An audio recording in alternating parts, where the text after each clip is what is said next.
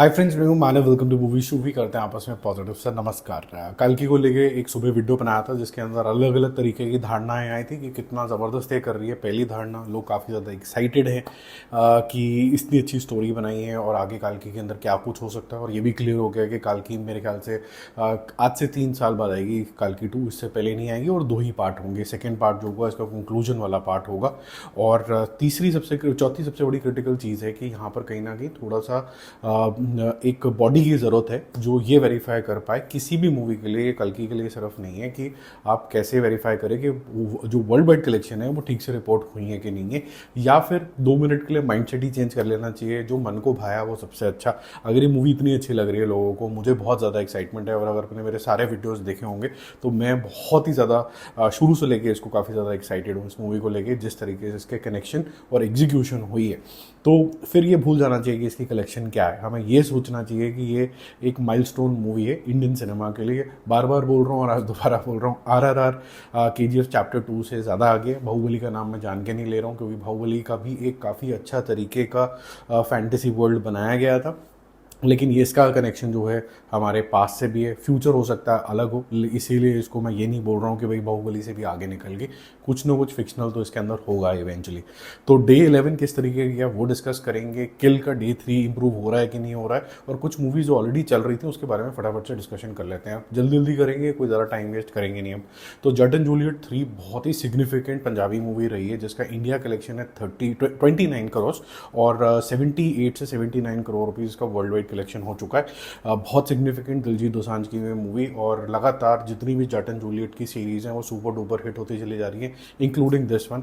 दिलजीत दोसांझ का जो outside market है, कनाडा वगैरह में, यूके में, यूएस में अमेजिंग लेवल की फ़ैन फॉलोइंग है। और इस साल तो उनकी काफ़ी सारी मूवीज़ में कहीं ना कुछ रेफरेंस रहा है, इंक्लूडिंग कल्कि भी, जहाँ पर उनका एक सॉन्ग काफ़ी ज़्यादा फेमस हुआ है। चंदू चैंपियन के बारे में बात कर लेते हैं। इसका जो फाइनल नंबर रहेगा वो मेरे ख्याल से 78 से 79 करोड़ रुपीज़ वर्ल्ड वाइड रहेगा। आज ये 86 करोड़ पे पहुंच चुकी है, और 62 करोड़ रुपीज़ इसका इंडिया नेट कलेक्शन है। और इसको काफ़ी ज़्यादा करना था ताकि ये आगे जा पाए, बट एनीवेज जो इसका फाइनल कलेक्शन है अभी।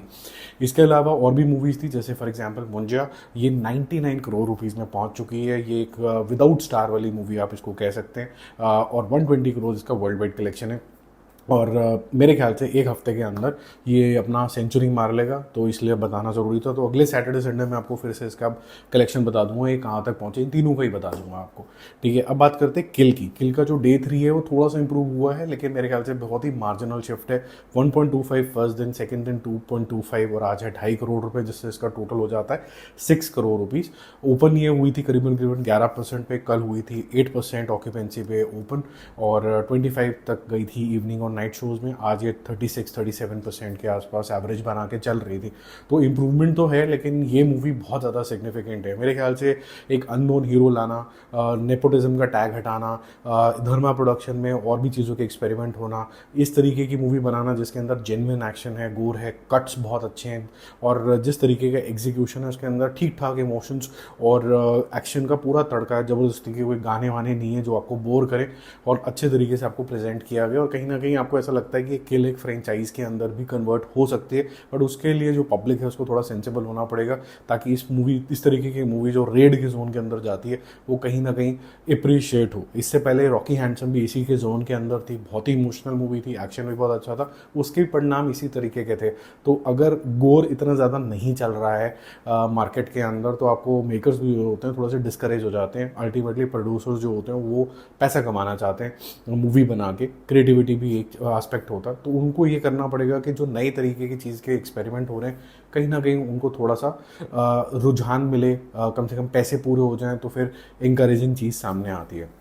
मेरे ख्याल से इसको मार्केट भी और बेटर किया जा सकता था। Completely relying on let's say critics, जिनको आजकल समोसा क्रिटिक बोल दिया गया है, एक टैग लग गया है, जैसे कई सारी चीज़ों को लग गया है आज की डेट में। नेपोटिज्म हो गया है, बॉलीवुड को कोई बॉलीवुड भी बोल देता है। ये सारी जो टैग ज़बरदस्ती लगे, इससे किसी और इंडस्ट्री का भी फ़ायदा होता, तो हमें थोड़ा सा सेंसिबल होना पड़ेगा कि लार्जर एजेंडा किसके इन प्ले हो सकते हैं। जनता जनार्दन थोड़ी मासूम होती है, उनको समझ में नहीं आता ये सब प्ले।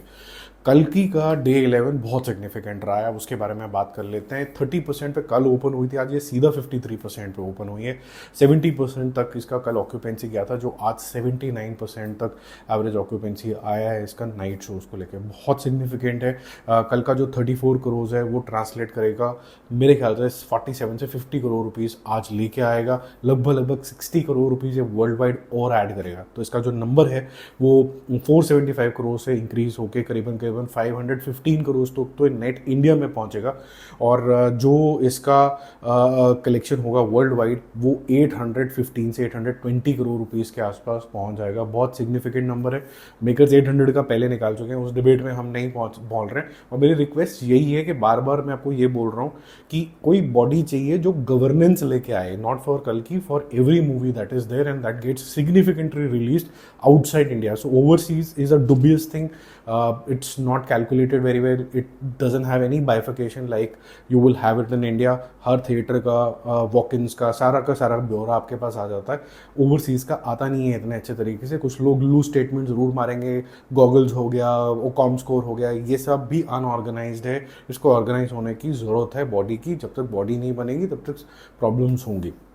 सुबह हमने बात करी थी कि हिंदी का जो कलेक्शन है वो कल तक जो था 190 करोड़ क्रॉस कर गया था, आज ऑफ कोर्स 200 क्रॉस कर जाएगा।